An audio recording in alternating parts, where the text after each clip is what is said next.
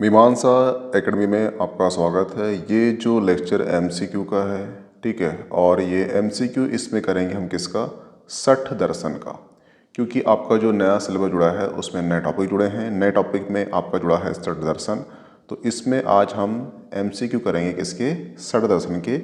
तो ये 2024 में जो आपका प्री होने वाला है उसके लिए ये जो लेक्चर होगा काफ़ी महत्वपूर्ण होगा, तो प्लीज़ वो लेक्चर वॉच कीजिए। पहला क्वेश्चन है कि सठ दर्शन में कितने दर्शन हैं, ठीक है। तो ध्यान रखना जो सठ दर्शन है उसमें 6 दर्शन हैं, ठीक है। एक है सांख्य दर्शन, योग दर्शन, न्याय दर्शन, वैशेषिक दर्शन, मीमांसा दर्शन और वेदांत दर्शन।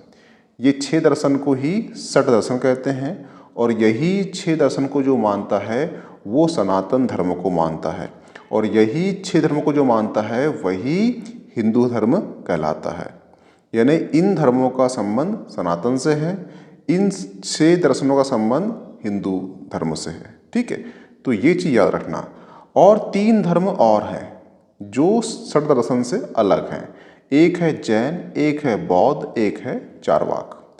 टोटल 9 धर्म हैं। 9 धर्म में 6 आस्तिक हैं, 6 आस्तिक हैं और 3 जो है नास्तिक है। यहाँ पे नास्तिक और आस्तिक का अर्थ होता है जो वेदों को मानता है वो आस्तिक है, जो वेदों को नहीं मानता वो नास्तिक है। हुआ क्लियर?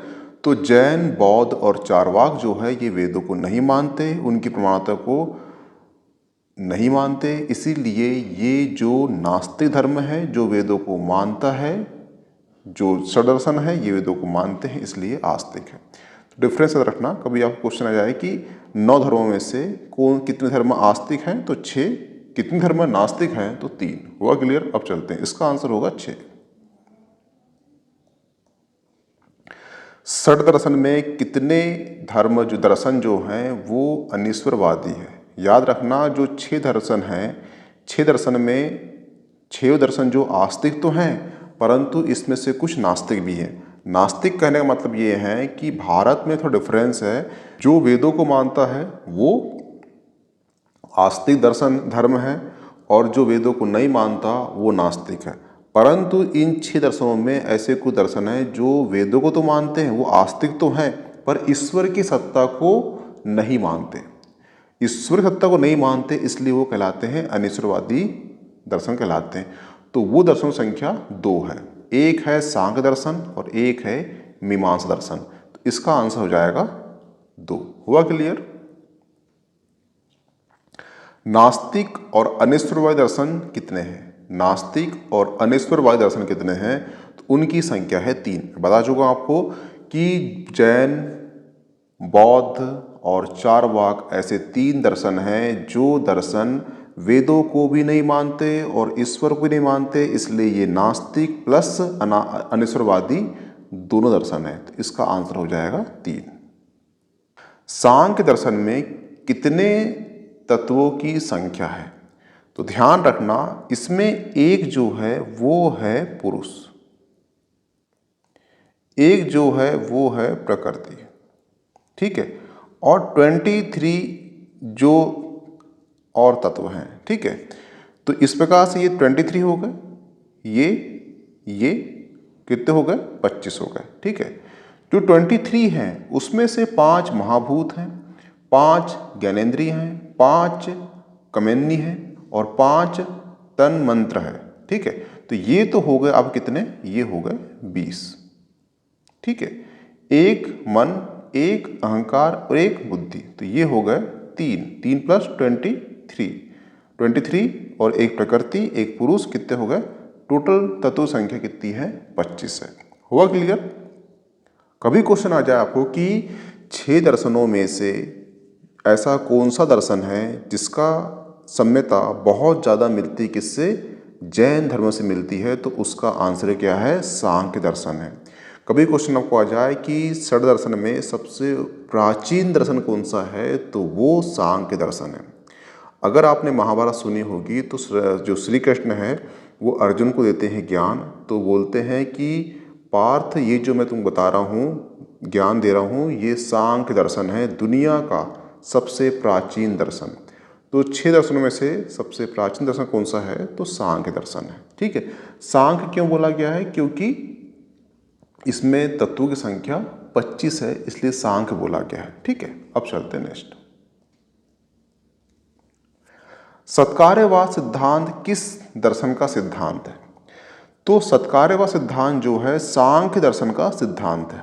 सत्कार्यवाद का मतलब होता है कि जो भी आप दुनिया में देख रहे हो, प्रकृति में देख रहे हो, वो पहले उसी में कारण में निहित थी। जैसे कि जो घड़ा है, ठीक है, घड़ा कारण है मिट्टी का। अगर मिट्टी ना होती तो घड़ा भी नहीं बनता। तो पहले घड़ा कहाँ निहित था? वो मिट्टी में निहित था। तो जो भी चीज़ कार्य है वो कारण में निहित होती है। जैसे कि दूध से दही निकला है, अगर दूध कारण है तो दही उसका परिणाम है। तो जो भी चीज़ आपको दिख रही है दुनिया में वो पहले कारण में ही निहित होती है, कारण से ही निकलती है, उसको बोलते हैं सत्कार्यवाद। ठीक है, तो ये है सांख्य दर्शन का सिद्धांत है सत्कार्यवाद। क्वेश्चन सिंपल सा आएगा कि सत्कार्यवाद सिद्धांत जो है किस दर्शन का सिद्धांत है? वो है सांख्य दर्शन का। और सांख्य दर्शन के कितने तत्व हैं? 25 तत्व हैं। 25 तत्व हैं और सांख्य दर्शन जो है इस दुनिया का सबसे प्राचीन दर्शन है। न्याय दर्शन कितने पदार्थों की विवेचना करता है? तो ये 16 पदार्थों की विवेचना करता है और ये 16 तत्व जो हैं ये हैं। अगर जिन व्यक्ति ने इन 16 तत्वों को प्राप्त कर लिया तो वो मोक्ष को प्राप्त कर लेता है, ऐसा इस न्याय दर्शन के अकॉर्डिंग है।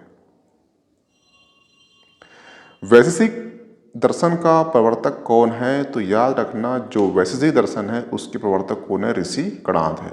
और ऋषि कणाद ने ही उस समय बोल दिया था कि दुनिया जो है कण से बनी है, छोटे छोटे कणों से मिलकर ये दुनिया सृष्टि बनी है। यानी कि जो डाल्टन ने 20वीं या 19वीं शताब्दी में जो थ्योरी दी थी, परमाणु सिद्धांत दिया था, वो परमाणु सिद्धांत कणाद ने वैशेषिक दर्शन में ही बता दिया था कि दुनिया जो बनी है वो कण से बनी है। और कण क्यों बोला था? क्योंकि इनका नाम क्या था? कणाद था, इसलिए उसको जो छोटा तत्व था उसको बोला था कण। हुआ क्लियर?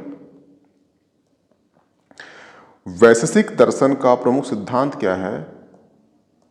सिद्धांत क्या है? तो वो है परमाणुवाद। क्योंकि जो इसके प्रवर्तक है वो ऋषि कणाद है और ऋषि कणाद ने बोला था कि जो दुनिया रची है, दुनिया में हर चीज़ बनी है वो छोटे छोटे कण से बनी है, कण से बनी है। कण क्यों बोला था? क्योंकि वो उनका नाम ही क्या था? कणाद था। वो क्या है? परमाणुवाद सिद्धांत पर आधारित है। हुआ क्लियर? सखीय कारिता की रचयिता कौन है? तो इसके रचयिता कौन है? वो है ईश्वर, कृष्ण इसके रचयिता है। जो 6 दर्शन है, 6 दर्शन में से आपको क्वेश्चन आएगा कि किसने, कौन किसका प्रवर्तक है? ठीक है, रचनाकार कौन है? तो याद रखना जो ऋषि कणाद है वो वैशेषिक दर्शन के हैं, जो वेदांत दर्शन के वेद व्यास हैं। ठीक है, मीमांसा कौन है? जैनमी है। और योग दर्शन कौन है? पतंजलि है। और सांख्य दर्शन के कपिल मुनि हैं। और जो न्याय दर्शन है उसके गौतम ऋषि हैं। ये 6 दर्शनों के प्रवर्तक है, आपको ये नाम याद होना चाहिए। ये भी टकराएगा पीटी में कि 6 दर्शनों के आपको 6 योग के नाम देना चाहिए और 6 योग के जो रचनाकार है, जो प्रवर्तक है, उनके नाम भी याद होना चाहिए। तो याद रखना जो न्याय यानी गौतम हो गया, सांख्य कपिल हो गए, योग पतंजलि हो गए, मीमांसा जैनमी, वेदांत व्यास और कणाद वैशेषिक। तो ध्यान रखना कि ये 6 दर्शनों के आपको 6 योग के नाम और 6 योग के प्रवर्तक याद होना चाहिए। अब मिलते हैं नेक्स्ट टॉपिक के नेक्स्ट MCQ में। Okay, thanks.